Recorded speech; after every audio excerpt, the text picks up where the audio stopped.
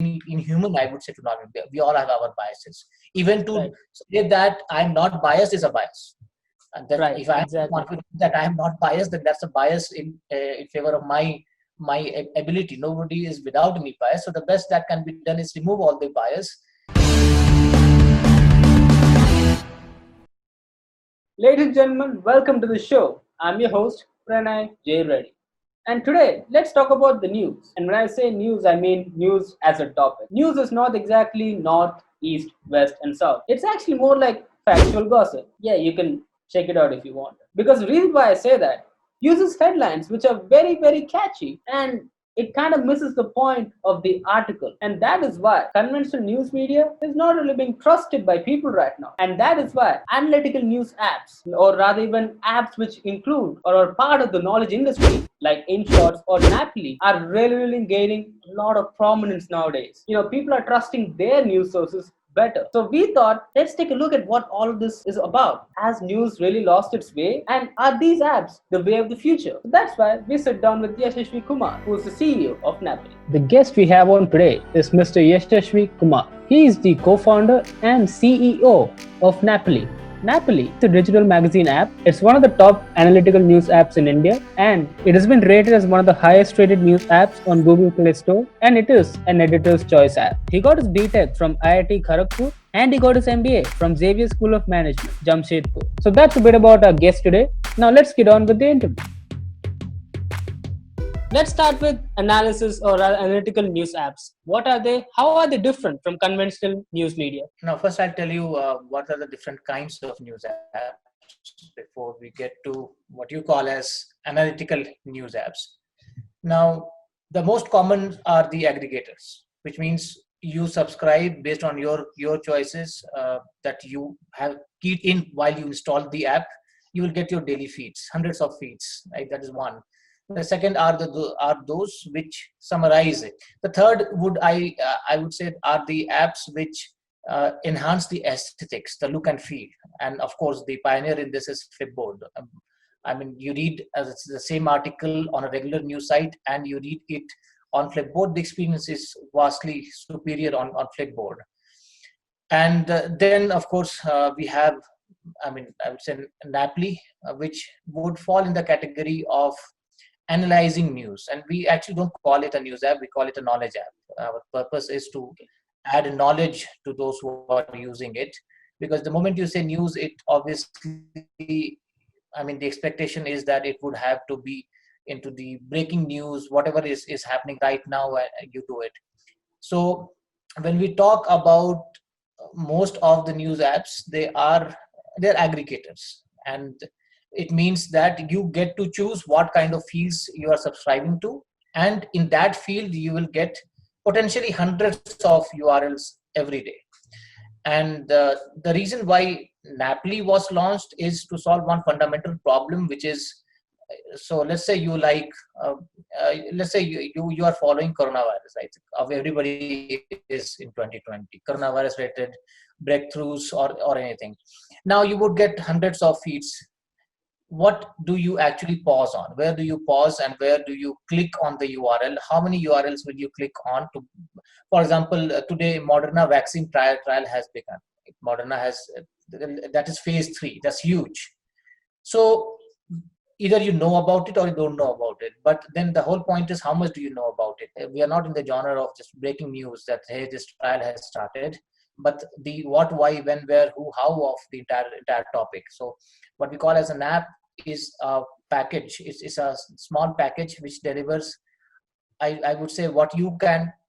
It's either these days anybody can gain any knowledge provided that person spends an adequate amount of time online. Everything is free on Google. There's no need for for the existence of any business other than the value addition that comes in the form of saving time. So if I have to give you some analysis, you have to feel that it has saved you around an hour and a half, 90 minutes of time which you would have taken for that.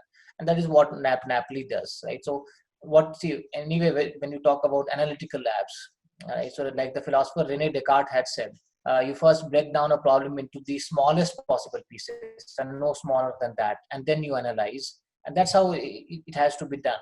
So that's what we do. And what we do is, in marketing they call it blue ocean. No, I don't think anybody gets into that, this kind of detail, and yet saves time for users. So I, I would hope that there are many more analytical apps, but I struggle to find more, which primarily has got to do with the fact that it will have a limited appeal. Because obviously people would want to have a diversified set of feeds coming in daily, and sooner or later they realize that they're actually not adding any value from all that.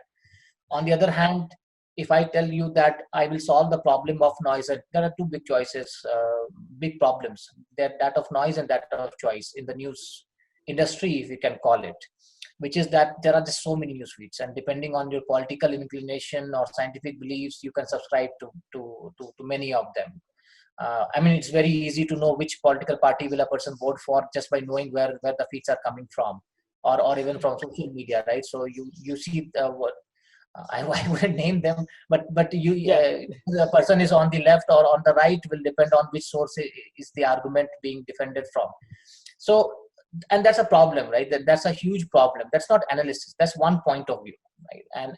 And so what Napoli does is ask and answer 6 questions: what, why, when, where, who, how. Inevitably, one of the question will question the premise in the previous answer. So you get to know all the points of view, and that is what I would say is an analytical app. So unsurprisingly, most of our reviews say that we are unbiased, although it's extremely difficult to not be biased. It's inhuman, I would say, to not be. We all have our biases. Even to say that I'm not biased is a bias.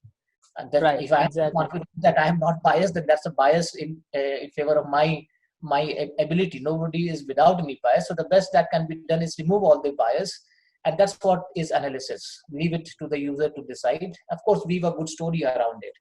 An analytical app would definitely expose you to different points of view, present the topic to you, and leave it for you to decide rather than just keep on hammering on it.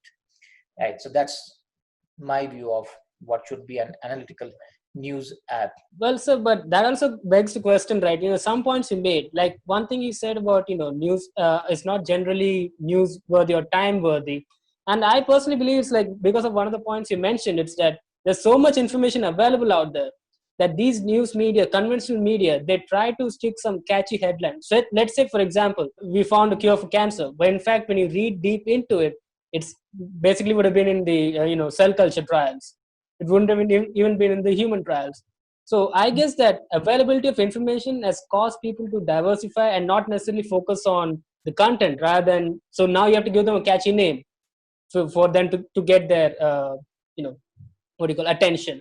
So Fine. that is why I was reading one book where the author has argued very strongly that the world tends towards mediocrity. Overall, we have to realize that most people are mediocre. 80% people are, they are not, and I'm accused of that. Napoli is also accused of catering to the kind of people which so apparently it does not scale up. So when somebody tells me that, oh, how many people would want to know so much, it's probably 20%, and that's huge anyway. But the 20%, but 80% people would not actually be interested. So from their point of view, maybe they have the kind of talent which can produce outstanding content and a very balanced perspective. But then eventually, at the end of the day, you have to make people click on it. So that's the unfortunate reality of our time. When people click on it, then they read more. So I don't see anything bad with it, just that the organization has to be absolutely clear about what it wants to do. And so again, if I have to talk about news industry, though we are in the knowledge industry, if it can be called an industry, but the news industry is struggling with continuing with the old models. There isn't anything new. So it all comes down to how many millions of views and how many clicks on each CPC, right? All the digital marketing realities. And that is the bane of it. But that is not good for the user eventually. So if somebody has to ask what is good for the user, then even those people wouldn't be doing it until they realize it. Right? So there are two aspects of looking at it. One is what is good for business, and the is what is good for the user, and unfortunately the two of them don't align. They're not in alignment with each other, and therefore, and it's not just for news or knowledge, but it's for most of the sectors. Whatever has gone online, right, for you it will be the number of views, right, and after this you will share it on 3 4 other platforms, and you will, whatever the quality of our discussion will ultimately be judged on the number of views, right? So you better get more views, but for this one. Yes, So yeah, need your help in that as well. yeah, I know that. So you will tag me, and I will put a comment on it, right? So this is something which all of us do in a way, just that there has to be a limit to where we stop. And if the title says that a cancer cure has been found, then that's unfortunate. That's unfair.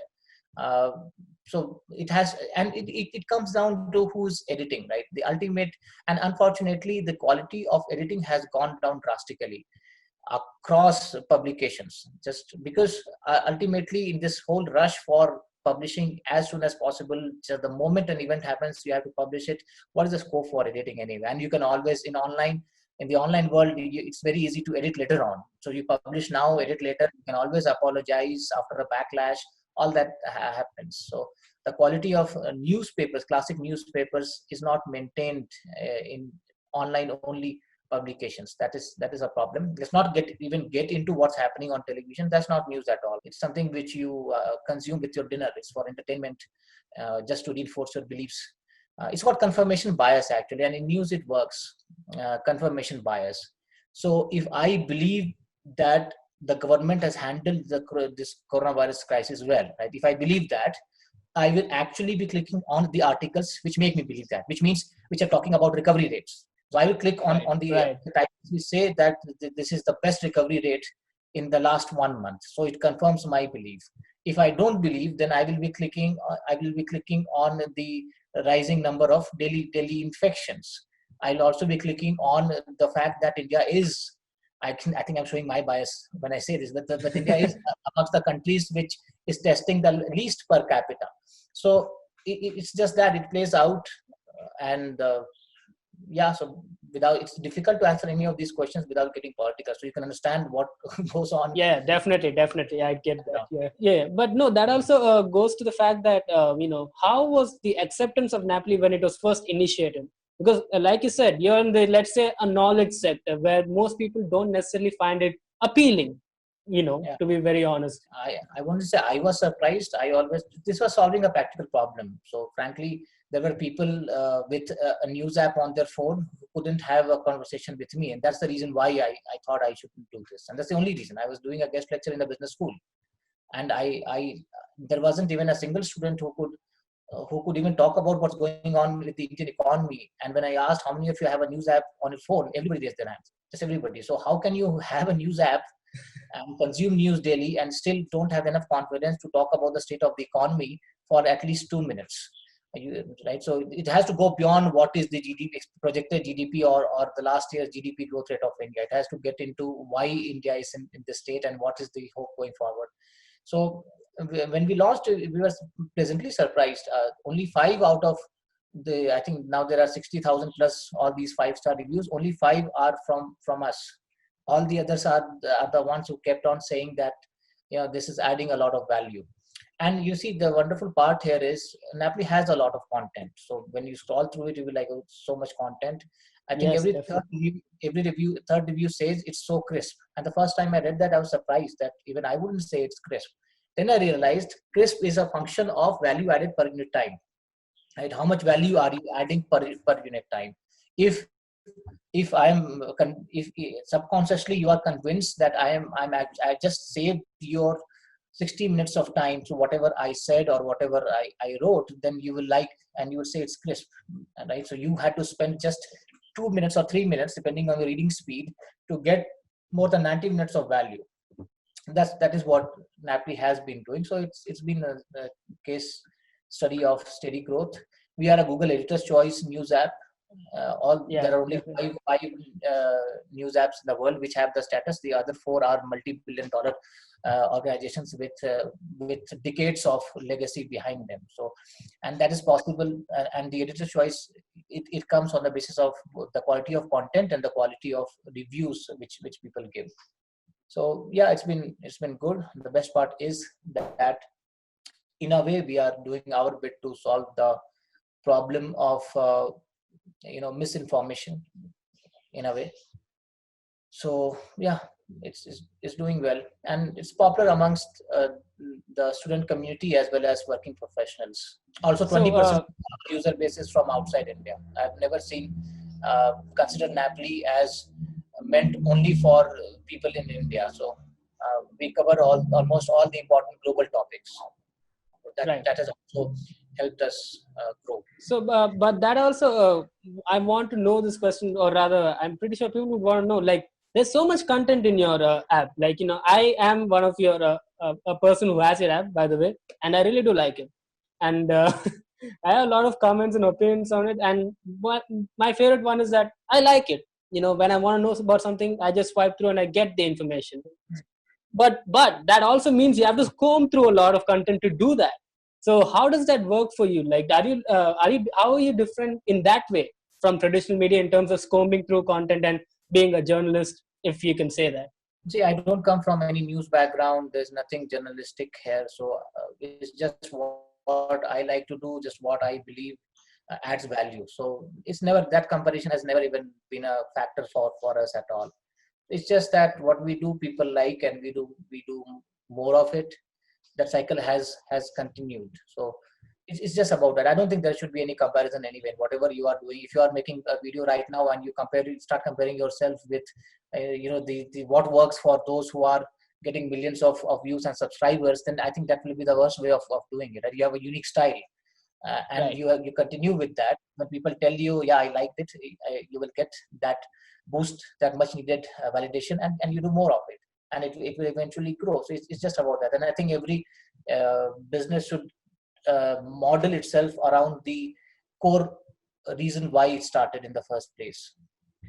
There are other things which of course can be done, which means of course it has to be launched in other languages, which will happen probably very shortly.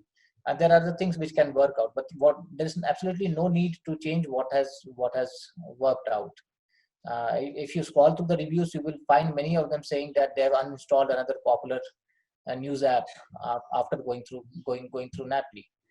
So, and it's not that that was our aim, but it's just about the problem which existed, which still exists at a huge level. Right?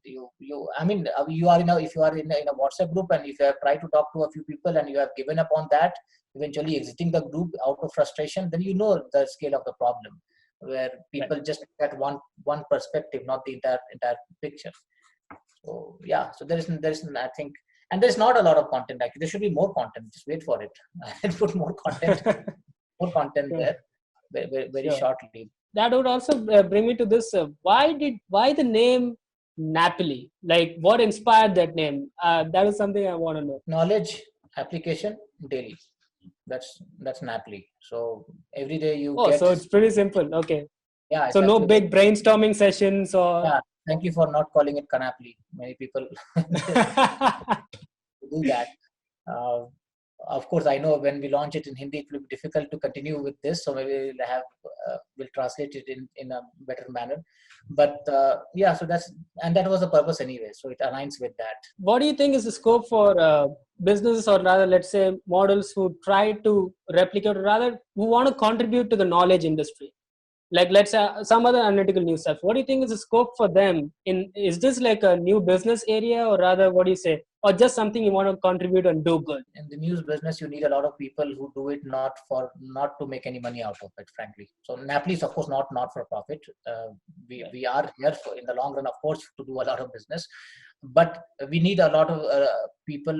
There is a lot of scope for, I would say, citizen journalism. I think that is something which has to come up in a very interesting format. All that has to happen. So the unfortunate thing here is that those who publish news are tied to either a business interest or a political party. It's not just the case in India; it's the case everywhere in the world. Definitely, yeah. And it's obvious. I mean, eventually you have to pay the salaries. You have to grow it as a business, and you know that the bulk of your news anyway it relates to the kind of people who you are analyzing, they also are getting in a way invested in it.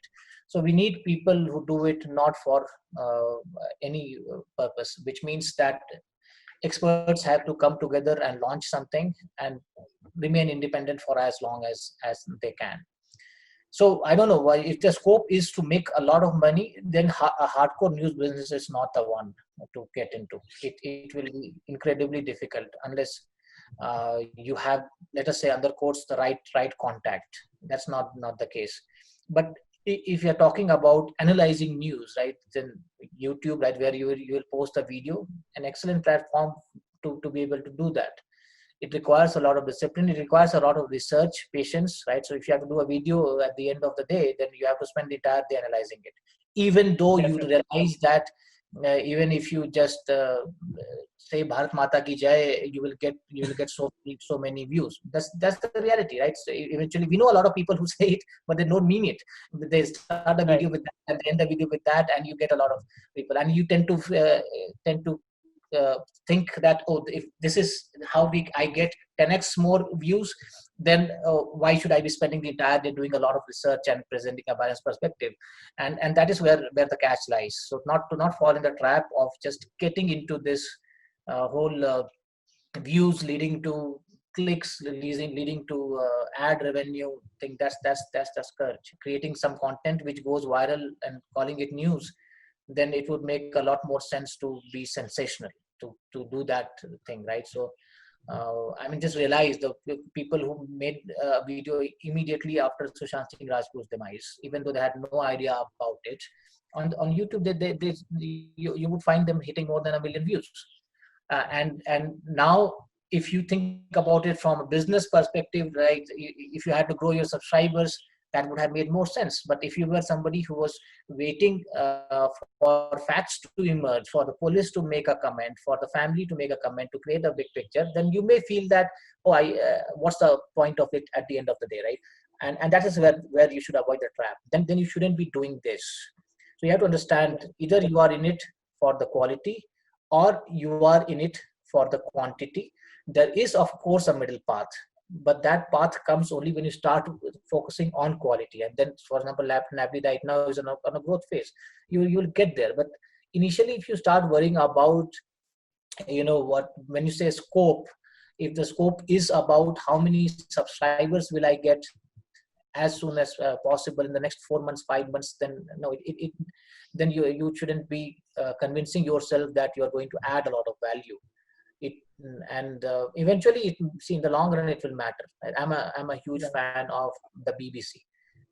Look at the quality of work they do, unmatched. And they criticize the government. They criticize the British government. They're funded by them. They're officially funded by the British government, but they do criticize Boris Johnson.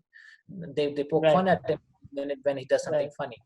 So that is something which, again, it's what people demand that they will eventually get.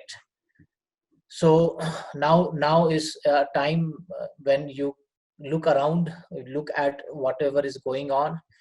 In fact, I'll tell you, I'm not joking. I'm very serious about this. You can give me 10 articles from 10 different news websites, and by the number of spelling mistakes, grammatical errors, or by the nature of their content, I will be able to tell you where does the content come from. Right? So how is it that even the subject verb agreement is missed out? How is it that there is I get it. If you do it in Hindi, do it in proper Hindi. If you do it in English, you do it in proper English. And yet there are views. So there are views that people are sharing that. So and when if by scope you mean business, so it makes more sense to do that. I'll be honest. So it makes more sense for you to do that now, which means that rather than generating one high quality video for you, let's say if you are analyzing news, rather than generating one high quality well researched video, if you do 10 videos where you spend half the time shouting and let's say some rhetoric which is anyway repeated everywhere, it will make more sense. Eventually it's about keywords and people looking at hashtags. So yeah. For you personally, where do you see this knowledge industry going in the next 10 years? If you are talking about let's say apps which have well-researched content. Right. Like you're talking about that, or videos which are well-researched, or Yeah. which would mean a lot of secondary research, patient videos. Then I would say the audience is global. You have to go look at the global perspective and then provide content for that. There's a huge global requirement for well-researched content, and that's where it scales up. But if you're talking about, let's say, just making something work in India, if that is the question, then it will probably take some time for the audience to be matured enough, in my opinion. When I'm talking about TV, I'm talking about web, I'm talking about all the content put together in one go. And it's inevitable that as people become people have now, see, now, right now everybody has a smartphone, they're all throwing content at each other. Then there will be some level of maturity. People will be able to discern good content from bad, patient content from opportunistic content, and we will get in that direction. Having said that, I'm not in any way implying that an average news consumer in the United States is better than an average, more discerning than an average news consumer in India, because after all, they elected Donald Trump there, right? So I'm No not implying. comments there. I'm not. I'm not implying that. What I'm saying is that if you combine all the people who are actually looking at analysis, it's a huge global market. So if you ask my advice, then do something which has a global appeal. Stick with it if it works. If it doesn't, then stick to what you want, right? So if you want views, then go all out for it. I'm all for it. Put cat videos, put all the cute videos, all the outrage of the world should be captured there. And that's true. That's your core. So you have to do Yeah. that, right? If that is the case, you're not getting subscribers and people are not liking it, and that's the only thing you wanted, then go all out for it. But if your drive was to provide good quality content, then stick with it. Once people have liked it, it's always right. You can't just be the only consumer of your content. Definitely, yeah. So if people have liked it, then take it to the next level. That's all. There is scope for everything in this world right now, especially in 2020. I think there is, everybody is online. There is a lot of scope. So rather than think of it from the point of view of scope, you like to do something, you go ahead and do it. If you don't like it, then fake it if it's only for the purpose of getting some tangible out of something, some material out of it. That is one. And it's incredibly easy to launch a news app, by the way. I should tell, news app or news. Even if you want to, for example, if somebody wants to do it, I think now people are fed up of automated feeds. They know that all personalization is actually a problem. So even if you can provide 10 good feeds, depending on what I want to read, for example, science, right? I only want to follow vaccine research. Let's say I'm obsessed with it. I only want to do that. And if you give me 10 feeds, 10 articles which I should read, then I can pay you for that. And it's there, right? So, because I'm not getting enough time to do it. So there is a lot of, there are people who would pay you or like you for what you are doing, but first of all, you have to like doing that. So yeah, that's the case. Well, sir, that actually was very, very honest of you to say all of that. And I personally learned a lot just by having this conversation with you. It was really delightful for me. So from me and from our team, thank you so much for being on the show. Yeah, thank you for inviting me. Bye. So that was our interview with Mr. Yashashvi Kumar. It was really fun for me and I hope you liked it as well. Any news media is biased, and as Mr. Yashashvi rightly said, so are these apps. But it's important to know that anything you want to do or want to create has to maintain its objectivity. And yes, we as humans have our own biases, but it's important to always analyze the situation to get the best or rather the most credible source of information. I hope it was entertaining for you, and I hope at most it was very informative for you. So if you did feel that way, do like, share and subscribe. It would really help us. And if you didn't like that way, still do like, share and subscribe. Thank you so much.